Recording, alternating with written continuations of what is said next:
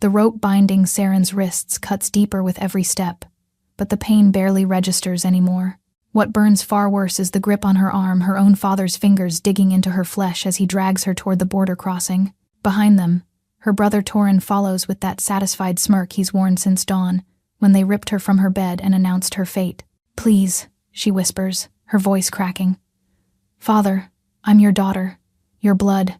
Aldrich doesn't look at her. His jaw remains fixed, his eyes trained on the dark tree line ahead where their enemies wait. "You stopped being my daughter the moment you manifested that curse." The curse, her healing gift. The ability that should have made her valuable to the Ashwood Pack has instead made her an outcast. In a world where wolves prove their worth through combat and dominance, a healer represents everything they despise: softness, mercy, weakness. "The Blackmore Pack will find uses for you," Torin says, his voice dripping with cruel amusement. "I hear their alpha enjoys breaking difficult wolves. Should be entertaining." Saren's blood turns to ice. Everyone knows the stories about the Blackmore Pack. Their territory borders Ashwood lands, and for generations, the two packs have existed in bitter rivalry. Skirmishes, raids, bloodshed, an endless cycle of hatred. And now her own family is handing her to those monsters as a peace offering. The trees part ahead, revealing a clearing lit by torchlight. A dozen Blackmore warriors wait in formation, their dark armor gleaming like beetle shells. At their center stands a wolf who can only be their alpha. Varen of Blackmore is everything the rumors promised: tall, broad, with a face that looks carved from cruelty itself. A scar bisects his left eye, leaving it milky and dead. His remaining eye, pale as winter ice, fixes on Saren with the hunger of a predator sizing up wounded prey. "This is the one?" His voice grates like stone against stone. Aldrich shoves Saren forward. She stumbles, nearly falling, but catches herself at the last moment. She will not grovel. Not for her father. Not for this monster. "The healer," Aldrich confirms. "As promised. Untouched. Healthy. Ready for whatever purpose you see fit." Varen descends from his position, each step deliberate and menacing. When he reaches Saren, he grabs her chin with bruising force, turning her face side to side like she's livestock at market. "Scrawny thing," he mutters. "Those hands better work miracles, or she'll wish her father had simply drowned her at birth." The casual cruelty of the words makes Saren's stomach lurch, but she forces herself to meet his dead eye without flinching. Something flickers in his expression: surprise, perhaps, at finding defiance where he expected terror. "Spirit," he observes. "Good. I do enjoy the ones with spirit. They last longer before they shatter." He releases her chin and turns to Aldrich. "The payment, as agreed. 20 soldiers for your border defense. The Ashwood Pack's debt is cleared. 20 soldiers. That's her worth. 20 borrowed warriors in exchange for a lifetime of suffering." Saren watches her father accept the terms without hesitation, without a single glance back at the daughter he's condemning. Torin actually laughs, clapping their father on the shoulder like they've concluded a successful hunt. "Take her," Varen commands his men. "We ride for Blackmore before dawn." Rough hands seize Saren's arms. She's hauled toward a waiting cart, a cage on wheels, meant for prisoners and animals. This is it. This is how her life ends, not with death, but with a fate far worse. Then the wind shifts. Every wolf in the clearing freezes. Varen's head snaps up, his nostrils flaring. The Blackmore warriors reach for their weapons, their earlier confidence evaporating like morning mist. Something is coming, something that makes even these hardened killers tremble. The forest erupts. Warriors pour from the tree line, not Blackmore, not Ashwood, but wolves bearing the silver and black of a pack Saren has only heard whispered about in fearful tones. The Stormvale Pack, the Alpha King's wolves, and at their head rides a figure that steals the breath from her lungs. He sits astride a massive black warhorse, his presence radiating power so absolute that Saren's wolf immediately drops into submission. Dark hair frames a face of savage beauty, sharp cheekbones, a strong jaw, eyes the color of molten amber that seem to glow in the torchlight. Kael Stormvale, the Alpha King, ruler of the 5 territories, the wolf who united warring packs through sheer dominance, and now commands an empire. What is he doing here? His amber gaze sweeps the clearing, taking in the scene with predatory assessment. The Blackmore warriors, the Ashwood delegation, the prisoner cart. Then his gaze finds Saren, and stops. Something crosses his features. Shock, recognition, hunger. His nostrils flare once, twice, and his entire body goes rigid. The warhorse beneath him stamps nervously, sensing its rider's sudden tension. That woman, he says, his voice cutting through the silence like a blade forged in ice. Who is she? Varen steps forward, his earlier confidence replaced by careful deference. Even the Alpha of Blackmoor knows better than to challenge the king directly. A purchase, Your Majesty. A healer from Ashwood. Nothing that concerns the crown. The Alpha King dismounts in one fluid motion. He crosses the clearing with predatory grace, his warriors parting before him like water. Every step brings him closer to Saren, and with every step, that strange intensity in his eyes burns brighter. He stops mere inches from her. This close, she can feel the raw power emanating from his body, can smell pine and thunder and something wild that makes her wolf keen with a need she doesn't understand. Her scent, he breathes, so quietly only she can hear. His hand rises to cup her cheek, not roughly like Varen, but with devastating gentleness. Impossible. Your Majesty, Varen tries again. The transaction is complete. She belongs to Blackmoor now. The Alpha King's eyes never leave Saren's face. But when he speaks, his voice carries the weight of mountains. She belongs to no one but me. His thumb traces her cheekbone, and his next words reshape the world. This woman is my fated mate, and you have just committed an act of war. Chaos erupts. Varen's face contorts with disbelief, then fury. Your Majesty, surely you're mistaken. She's just an Omega, a worthless. Choose your next words carefully. The Alpha King's voice drops to a deadly whisper. You speak of your future queen. The words hit Saren like a physical blow. Queen? Fated mate? She must be dreaming. She must be dead. And this is some cruel trick her mind is playing before the darkness takes her. But the warmth of his hand on her cheek feels devastatingly real. Father, Torrin's voice cracks with sudden fear. Father, what do we do? Aldrich has gone pale as bone. The man who showed no emotion while selling his daughter now trembles before the consequences of his actions. Your Majesty, we had no knowledge, there was no way to know. You sold your own blood to your enemies. The Alpha King finally turns from Saren, and the absence of his touch leaves her strangely cold. What manner of wolves are you? His gaze sweeps to Varen. And you, purchasing another Alpha's mate like common chattel. The treaty between Stormvale and Blackmoor is hereby dissolved. Your Majesty, Varen snarls, desperation cracking his composure. You would plunge the territories into war over one Omega? I would burn the world entire.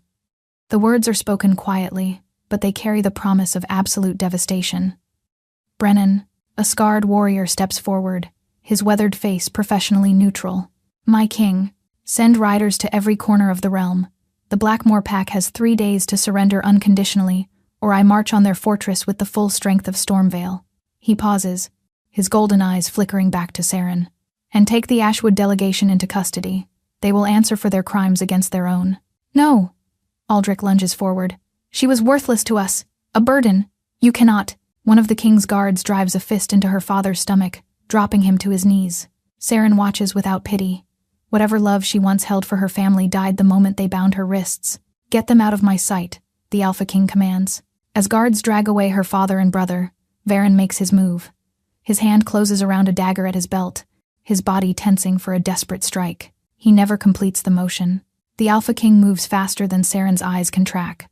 One moment he stands beside her. The next, his hand is locked around Varen's throat, lifting the Blackmoor Alpha off his feet. You dare? The king's voice resonates with pure alpha dominance, pressing down on everyone present until even his own warriors bow their heads. You dare raise steel against your king? Varen's legs kick uselessly. His face purples as he claws at the iron grip, crushing his windpipe. The next time we meet, the Alpha King says softly, I will remove your head from your shoulders and mount it on my gate. Consider this your only warning. He releases his grip. Varen crumples to the ground, gasping for air. Take your wolves and run back to Blackmoor.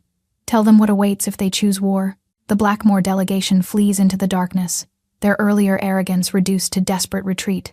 Within moments, only Stormvale warriors remain in the clearing. The Alpha King turns to Saren. His expression shifts, the cold fury softening into something she cannot name. Concern, perhaps, or wonder. Are you injured? She shakes her head, not trusting her voice. Too much has happened too quickly. An hour ago, she was a prisoner being sold to monsters. Now she stands before the most powerful wolf in existence, and he's looking at her like she's something precious. The ropes. His jaw tightens as he notices her bound wrists. Gently, so gently it makes her chest ache, he takes her hands and cuts the binding with a knife from his belt. The rope falls away, revealing raw, bloodied skin. His breath hisses through his teeth. They will suffer for every mark on your body.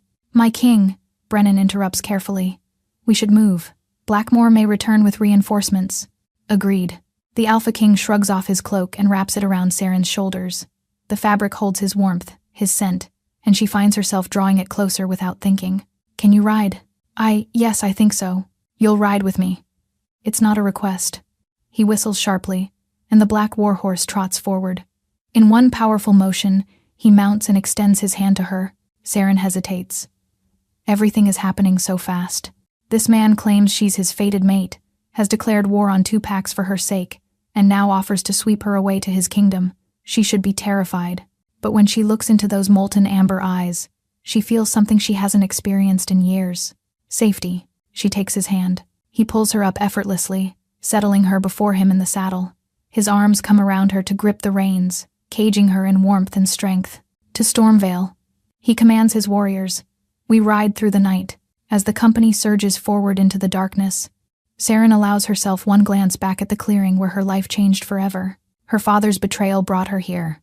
Her family's cruelty delivered her to this moment. But perhaps fate knew what it was doing all along. They ride for hours through mountain passes and dense forests. Saren drifts between waking and sleeping, exhaustion finally claiming her body now that the immediate danger has passed. Each time she stirs, she finds herself still cradled against the Alpha King's chest, his steady heartbeat a rhythm that soothes her restless wolf. He hasn't spoken since they departed, but his arms remain secure around her, protecting her from the cold night air. She shouldn't feel this comfortable with a stranger. Yet her wolf recognizes something in him that defies logic, a pull deep in her bones that whispers of destiny and belonging. Dawn breaks as they crest a final ridge, and Saren's breath catches. The Stormvale fortress sprawls across the valley below, a magnificent structure of pale stone and gleaming spires. Unlike the dark, brutal architecture she expected, the castle seems almost to glow in the morning light, its walls carved with intricate patterns that speak of artistry rather than mere defense.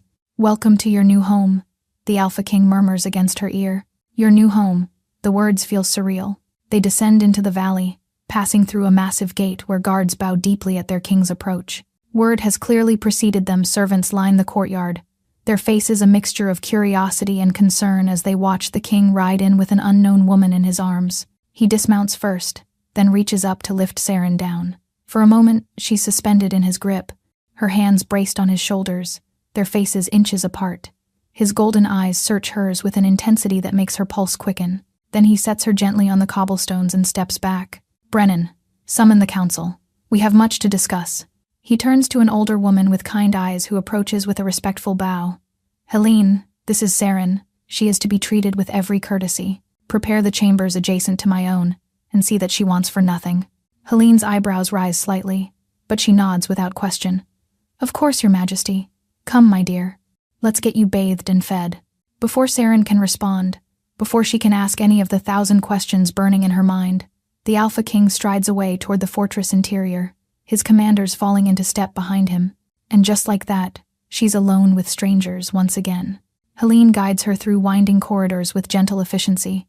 The bath that follows is heaven-hot water scented with lavender, washing away the grime and fear of her ordeal. Clean clothes appear as if by magic, simple but finely made.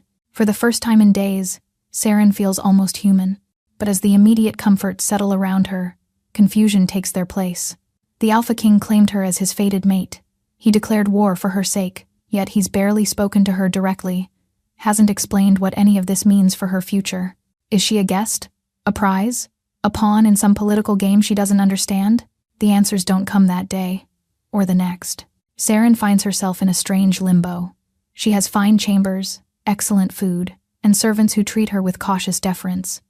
But she's not permitted to leave her wing of the fortress, and the Alpha King remains conspicuously absent. She sees him only from her window crossing the courtyard with his generals, addressing gathered warriors, always surrounded by the machinery of impending war. War she caused.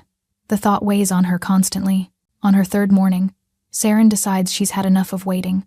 She slips past the servants and navigates the corridors she's memorized through observation, eventually finding her way to the training grounds. If she's going to be trapped here, she should at least understand what kind of pack she's joined.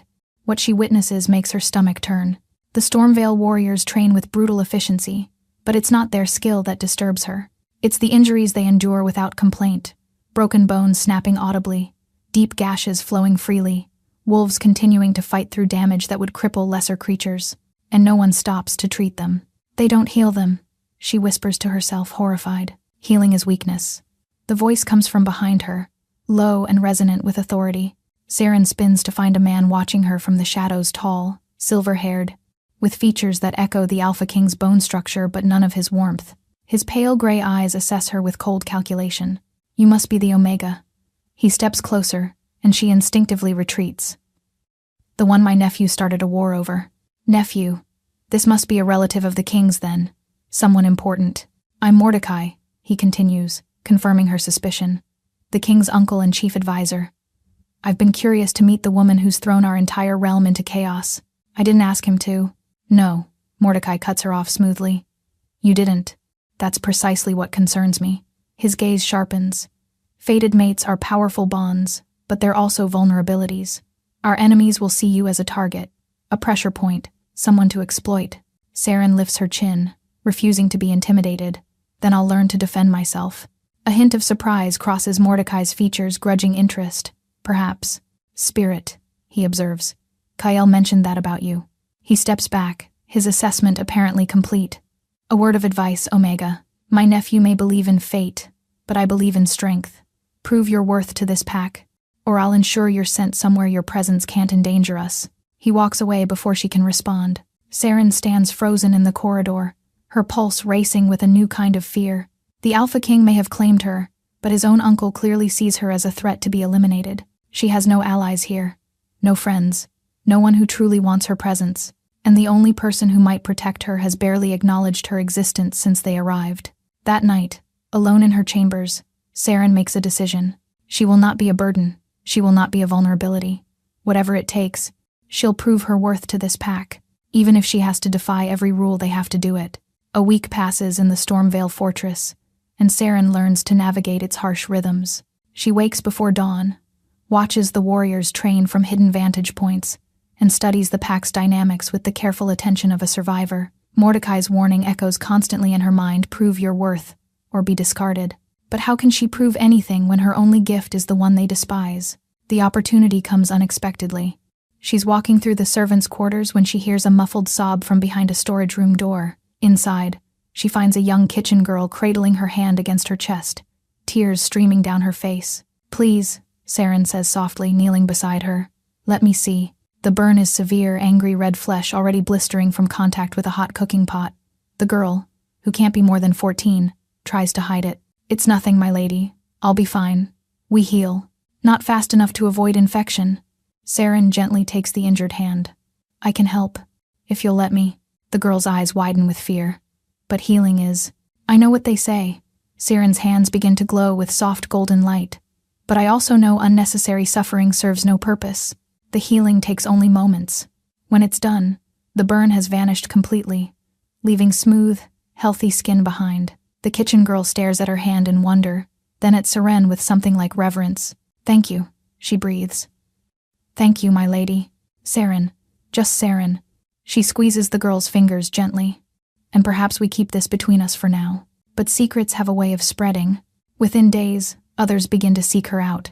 A stable hand with a twisted ankle, a seamstress whose fingers ache from endless needlework, a guard with an infected cut he's been hiding for fear of appearing weak. Saren helps them all, always quietly, always carefully.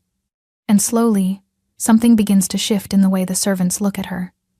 Where there was suspicion, now she sees hesitant gratitude. Where there was distance, now she finds shy smiles. She's making a difference, even if no one of importance notices, or so she thinks. The summons comes on her 10th night at the fortress. A guard appears at her chamber door with an expression of rigid formality. The Alpha King requests your presence in his private study. Her stomach tightens with anticipation as she follows him through corridors she hasn't seen before, ascending a spiral staircase to the highest tower of the fortress. The guard stops before massive oak doors and knocks once. Enter. The familiar voice sends shivers down her spine. The study is warm and surprisingly intimate, walls lined with books, a fire crackling in the hearth, maps spread across a massive desk. And there, silhouetted against the window, stands Kale. He's shed his formal armor for simple dark clothing that somehow makes him more imposing, not less. The firelight catches the sharp planes of his face, the molten depths of his gaze as he turns to study her. "Leave us," he tells the guard, who bows and retreats. The door closes with a soft click. They're alone. Saren waits, unsure whether to speak or remain silent. He's the one who summoned her, after all. Let him begin. "You've been busy." His voice is neutral, unreadable. "My servants speak of a healer who tends their wounds in secret, injuries that should take days to mend vanishing overnight." Her stomach drops. "My king, I can explain. I'm not angry." He moves closer, and she catches his scent pine and storm winds, and something wild that makes her wolf whimper with longing. "I'm curious. You know healing is considered weakness here. You know my uncle watches your every move, yet you help them anyway." "I couldn't just watch them suffer." The words come out more forcefully than she intends. "Not when I have the power to ease their pain." "What purpose does that serve?" His expression shifts almost imperceptibly. "You sound like someone I knew once." "Who?" He's quiet for a long moment, his gaze distant. Then he moves to the fireplace, staring into the flames as if they hold answers to questions she hasn't asked. "My mother," he says finally. "She was a healer, the finest in all the territories. She believed exactly as you do, that compassion was its own form of strength." Saren steps closer, drawn by the rawness in his voice. "What happened to her?" "She died, along with my father and most of our original pack." His jaw tightens. "We were ambushed by enemies who saw our healing traditions as weakness. They weren't wrong. We were so focused on mercy that we forgot to be vigilant. My mother tried to save the wounded even as the slaughter continued around her. She died with her hands still glowing." The pain in his words steals her breath. "I'm so sorry. I was 7 years old." He turns to face her, and she sees the ghost of that terrified boy beneath the Alpha King's mask. "My uncle saved me, carried me through enemy lines and raised me to be strong, to never show the weakness that got my parents killed." "But you don't believe healing is weakness." It's not a question. She can see the conflict in his eyes, the war between what he was taught and what he feels. "I don't know what I believe anymore." His hand rises to cup her cheek, just as he did that first night. "But I know that when I found you in that clearing, something inside me recognized something in you. Not just the mate bond, something deeper." Her pulse thunders so loudly she's certain he can hear it. "Kael." His name feels foreign on her tongue, intimate in a way that makes her cheeks flush. His eyes darken at the sound. "I've avoided you since we arrived," he admits. "I thought distance would help me think clearly. Instead, I find myself watching you from across courtyards, asking servants for reports of your welfare, lying awake wondering if you're comfortable in your chambers. I thought you'd forgotten about me." "Impossible!" His thumb traces her cheekbone, sending electricity dancing across her skin. "You're in my blood now, Saren. In every breath I take." She should step back. She should remember her place, remember that she's still essentially a stranger here, and remember that a war is brewing because of her. Instead, she leans into his touch. "Your uncle thinks I'm a threat," she whispers. "He warned me to prove my worth or be sent away." Kael's expression hardens. Mordecai oversteps. "You are my mate. No one will send you anywhere." But he's not wrong. She forces herself to hold his gaze. "I am a vulnerability. Your enemies will target me. Unless," she takes a breath, "unless I become something more. Let me heal your people openly, Kael. Let me prove that compassion and strength can coexist." The conflict in his eyes intensifies. She can see him wrestling with generations of taught belief, with his uncle's voice in his head, with the memory of his mother dying because mercy made her weak. "I cannot promise to change everything overnight," he says slowly. "But I can promise this: you will not hide anymore. Heal those who come to you willingly. We'll see what happens." It's not everything she wanted, but it's a beginning. "Thank you," she breathes. His hand slides from her cheek to the back of her neck, drawing her closer. "Don't thank me yet. My uncle won't accept this easily, and the war with Blackmore approaches. Darker days are coming. Then we'll face them together." Something blazes in his amber gaze, hope, perhaps, or the beginning of love. He lowers his head, his lips brushing her forehead in a kiss so tender it makes her ache. "Together," he agrees. The weeks that follow transform Saren's existence at Stormvale. True to his word, Kael announces that the healer is to be respected, her services available to any who seek them willingly. The declaration sends shockwaves through the pack. Warriors who once sneered at the mention of healing now watch her with wary curiosity. Mordecai's displeasure radiates like cold wind whenever she passes, but he holds his tongue. For now. Slowly, people begin to come. The servants first, they already know her kindness and spread word of her gentle touch. Then the lower-ranked wolves, those whose injuries heal slowly and who cannot afford weeks of diminished capacity. Finally, hesitantly, a few warriors seek her out under cover of darkness. "Tell no one," they always say, shame coloring their cheeks. "Your secret is safe," she always replies. But more than physical healing, something else begins to change. The fortress itself seems to breathe easier. Where once there was only the clash of weapons and barked orders, now she occasionally hears laughter drifting from the barracks. Children who previously trained with grim determination now sometimes pause to play, their giggles echoing off ancient stones. Saren moves through it all with growing confidence, her healing light touching corners of Stormvale that haven't known gentleness in generations. And through it all, there is Chaol. He finds reasons to visit her throughout each day, brief encounters that leave her breathless, stolen moments that feel like promises. They walk the fortress walls at sunset, discussing everything from philosophy to pack politics. He tells her of his dreams for the realm, and she shares memories of her childhood before her gift manifested and her family turned cold. With each conversation, she falls deeper, but the shadow of war never fully recedes. Scouts report that Blackmoor musters its forces. Varen has called upon old alliances, building an army to challenge the Alpha King's authority. The 3-day deadline passed weeks ago. Now it's simply a matter of when, not if. "I ride out tomorrow," Chaol tells her one evening as they stand on the battlements, watching the sun bleed crimson across the horizon. "Our forces will intercept Blackmoor before they can reach Stormvale lands." Saren's chest tightens. She knew this moment would come, but knowing doesn't ease the fear. How long? A few weeks, perhaps longer, depending on how the campaign unfolds. He turns to face her, his golden eyes soft in the fading light. "I need you to promise me something. Anything. Stay safe. Don't antagonize my uncle. And don't stop healing." His hand finds hers, their fingers intertwining. "When I return, I want to see what you've built here. I want to see my pack transformed. And if you don't return," the words taste like ash, but she forces them out, "then you'll be protected. I've made arrangements." His grip tightens. "But I will return, Saren. I have too much to live for now." He kisses her then properly, deeply, a kiss that speaks of longing and promise and barely restrained passion. When they finally part, both breathing heavily, his forehead rests against hers. "Wait for me," he whispers. "Always. Dawn comes too quickly." Saren watches from the highest tower as Chaol leads his army through the fortress gates, his black armor gleaming, his wolf warriors howling their readiness for battle. He looks up once, finding her window as if drawn by instinct, and raises his hand in farewell. Then he's gone. The days that follow feel hollow without him. Saren throws herself into her healing work with renewed determination, partly to honor his request and partly to keep the loneliness at bay. And gradually, she realizes something beautiful is happening.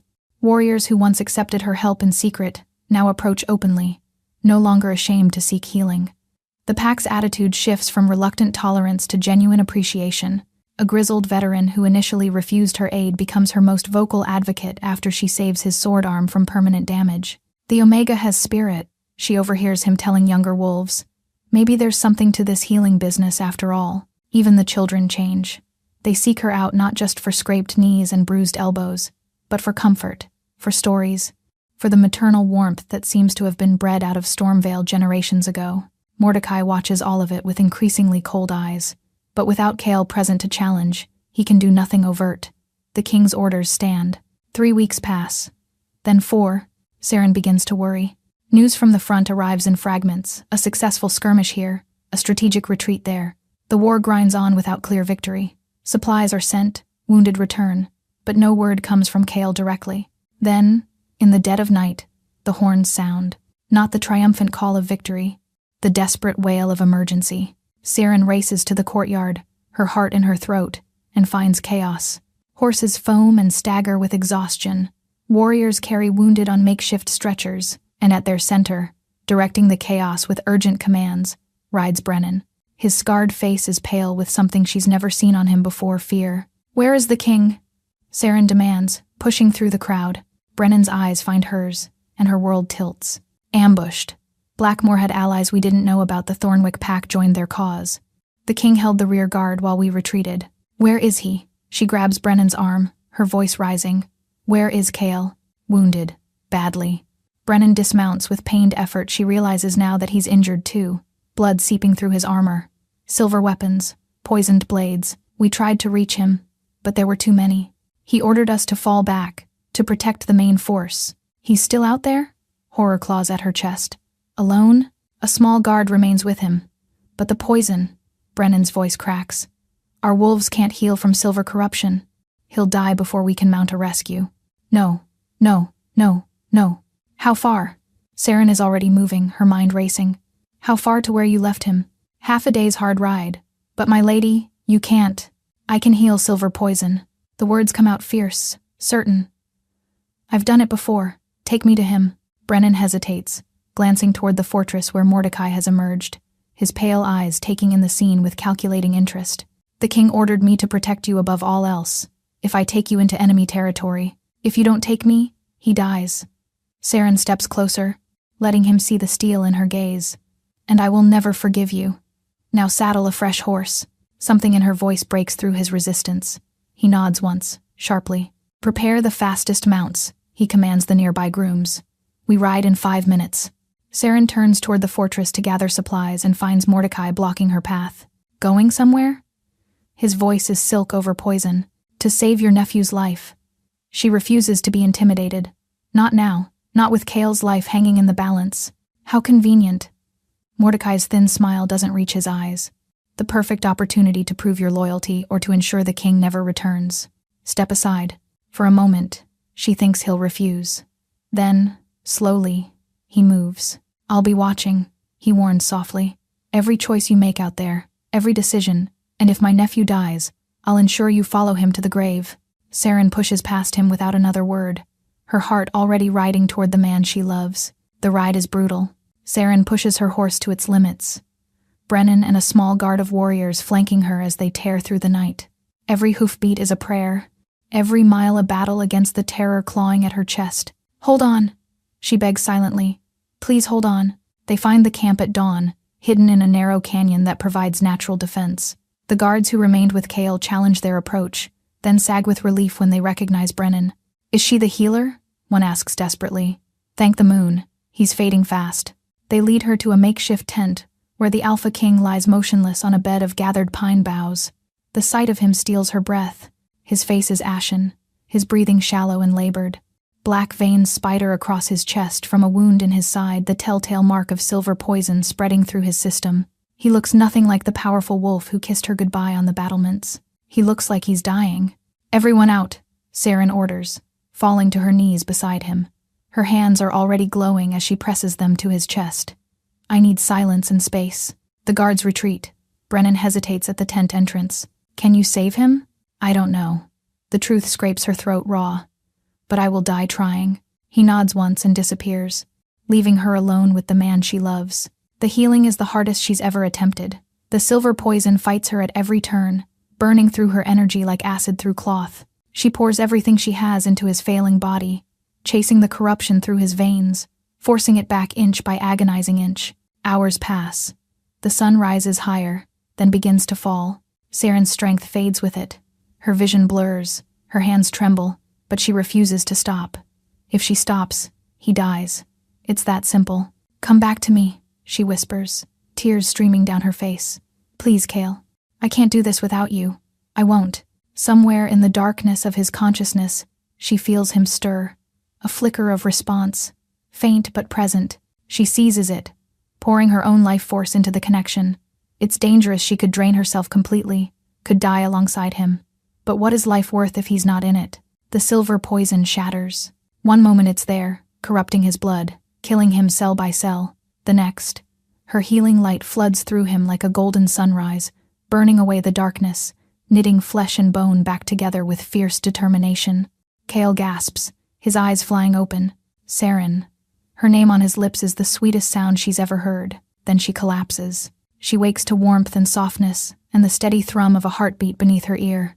Disoriented, she realizes she's lying on the pine bough bed, cradled against Chaol's chest. Easy. His voice is rough but strong. His arms tighten around her protectively.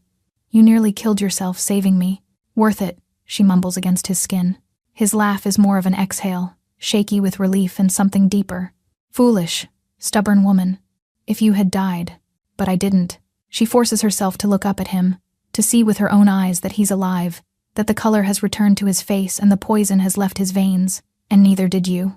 For a long moment, they simply hold each other, breathing in the miracle of survival. Then Brennan's voice carries from outside the tent.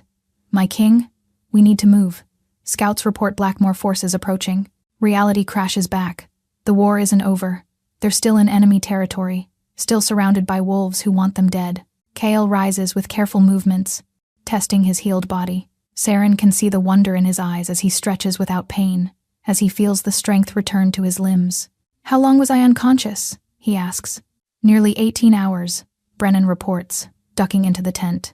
The healer worked through the night and most of the day.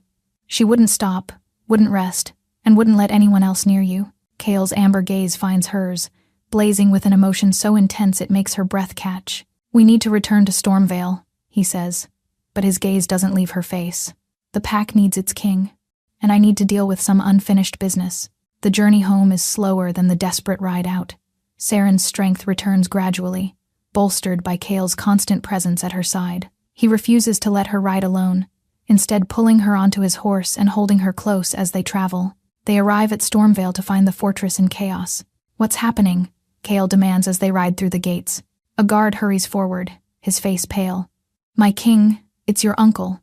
Lord Mordecai has declared himself regent in your absence. He's been arresting anyone loyal to the healer, claiming they've been corrupted by her influence.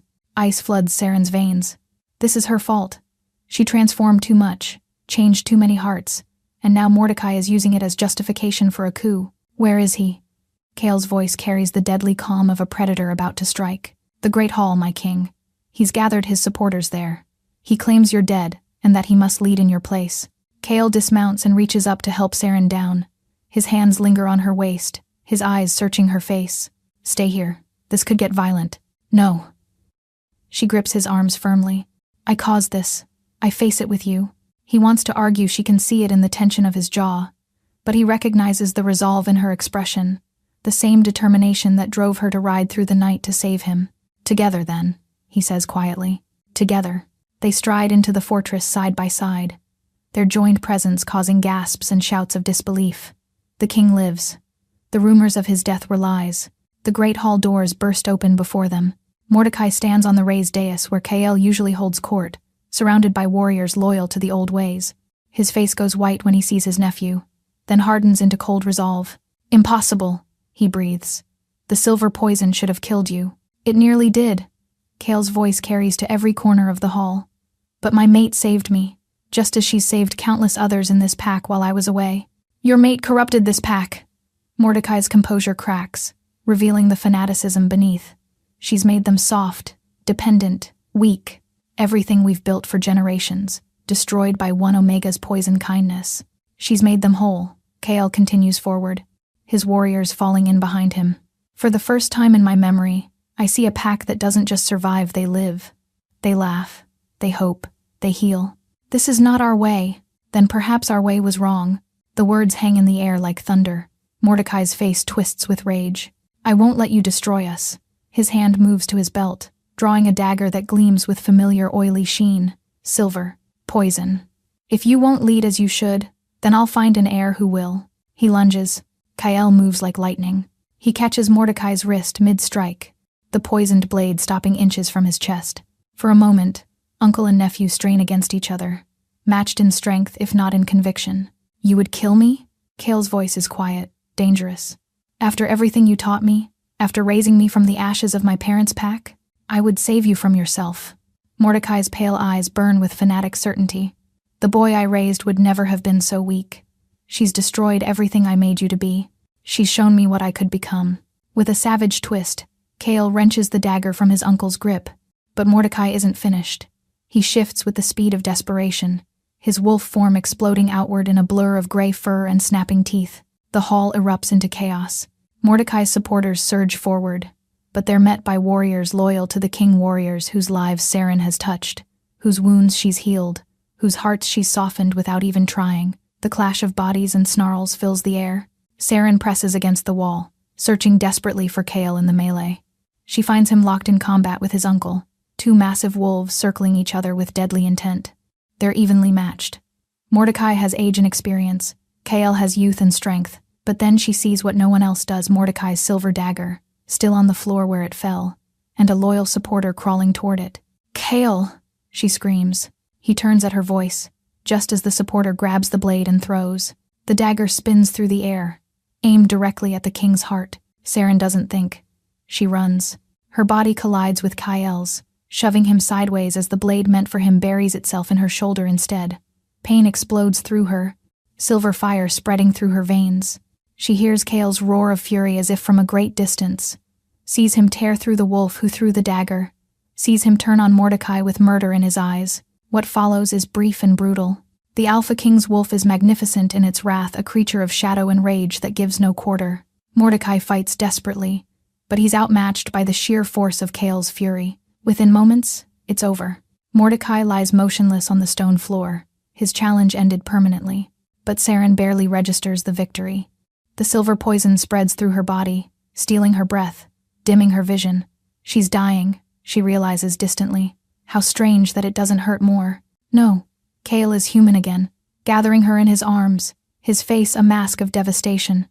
"No, Saren, stay with me, stay with me." "Had to," she manages. "Couldn't let you. You foolish, brave, impossible woman." His voice breaks. "I can't lose you. Not now. Not ever." Her hand finds his cheek, trembling with the effort. "I love you." The words feel like a gift, even as darkness creeps at the edges of her vision. "Heal yourself," Kael begs. "Please. Use your gift." Can't. The silver is too strong, too fast. She can feel it reaching for her heart. Too weak. "Then take my strength." He presses his forehead to hers, his eyes blazing gold. "Take everything I have. I give it freely." The mate bond flares between them, that connection she's felt since the first moment their eyes met. Only now, it's more than recognition. It's a bridge, a lifeline, a cord of pure golden light connecting his soul to hers. His strength flows into her like a river. Saren gasps as energy floods her depleted body. With Kael's life force bolstering her own, she turns her healing inward, chasing the silver poison through her own veins just as she did for him. It takes everything they both have. The hall falls silent around them as the pack watches their king pour his very essence into the woman he loves. And then, finally, the poison breaks. Saren draws a shuddering breath as the darkness recedes. Color returns to the world. Pain fades to memory. "Saren?" Kael's voice is ragged with hope and terror. "I'm here." She opens her eyes to find his face inches from hers, tears tracking down his cheeks. "I'm here." He kisses her then desperately, tenderly, like she's the air he needs to breathe. Around them, the hall erupts in cheers, but neither of them notices.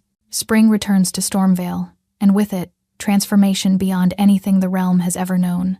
The fortress that once echoed only with the clash of weapons now rings with laughter and song. Gardens bloom in courtyards where warriors once trained in grim silence. Children play freely, their joy unrestricted by the fear of appearing weak. Healing is no longer shameful, it's celebrated. Warriors who once hid their injuries now seek treatment openly, understanding at last that caring for oneself isn't weakness but wisdom. Kael rules with a steady hand, his strength tempered by compassion. The Alpha King who once believed mercy would destroy him has become living proof that it can build something greater than fear ever could. And at his side, always, is Saren, the Omega who was sold by her own family, rejected and discarded as worthless, now stands as Queen of Stormvale. Her healing gift has become legend, not just for the wounds she mends, but for the hearts she's transformed. On the night of the first spring moon, the entire pack gathers in the great courtyard. Kael takes Saren's hand before them all, his golden eyes soft with devotion. "You were brought to me by betrayal," he says, his deep voice carrying to every ear. "Your family saw you as worthless. Your enemies saw you as prey. But I see you as you truly are, the strongest wolf I've ever known." He raises her hand to his lips. "You didn't just save my life. You saved my soul. You taught me that real strength isn't about how much pain you can endure, but how much love you can give." Under the silver light of the moon, he marks her officially as his mate. His gentle bite is a promise, a covenant, an eternal bond. Their wolves sing together not in dominance, but in harmony. Two souls that were never meant to be apart, finally and forever united. The pack howls its blessing to the stars. And Saren, the rejected Omega who became a queen, finally understands the truth her heart knew all along. She was never worthless. She was just waiting to be found. Thank you so much for listening. I hope you enjoyed the story.